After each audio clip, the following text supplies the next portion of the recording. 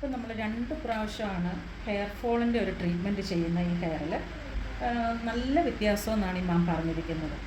അതുപോലെ തന്നെ skin ട്രീറ്റ്മെൻറ്റും treatment നമ്മൾ ചെയ്യുമ്പോൾ അതിൻ്റെ വ്യത്യാസം അറിയുക എന്നുള്ളതാണ്. സ്കിന്നിൻ്റേത് ഞാൻ അടുത്ത വീഡിയോയിൽ പറയാം. അപ്പം മാമിൻ്റെ ഒരു റിവ്യൂ പറയുന്നതെന്ന് കേൾക്കുന്നതാണ്.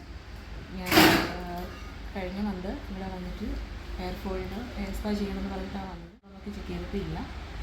അത് കഴിഞ്ഞിട്ട് ഹെയർ ഫോൾ ഉണ്ട്. എനിക്ക് PCOD ഇഷ്യൂ ഉള്ളത് കൊണ്ടാണ് കൂടുതലായിട്ട് ഹെയർ പോകുന്നത്.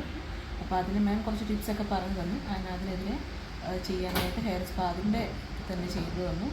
പിന്നെ കുറച്ച് ടിപ്സും കൂടെ പറഞ്ഞു തന്നു. അപ്പം ഞാൻ ഹെയർ സ്പാ ചെയ്തിട്ട് പോയി.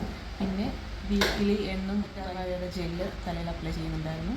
പിന്നെ വീക്കിലി എഗ്ഗ് ഒരു ദിവസം ചെയ്ത്, പിന്നെ ഒരു ഹോട്ട് ഓയിൽ മസാജ് പോലെ തന്നെ ഹെയർ ചെയ്ത് ഒക്കെയായിരുന്നു ചെയ്തുകൊണ്ടിരുന്നത്. ഇപ്പം ചെയ്തിട്ട് നല്ല വ്യത്യാസമുണ്ട്. നേരത്തെ അത്ര ഹെയർ പോകുന്നുമില്ല.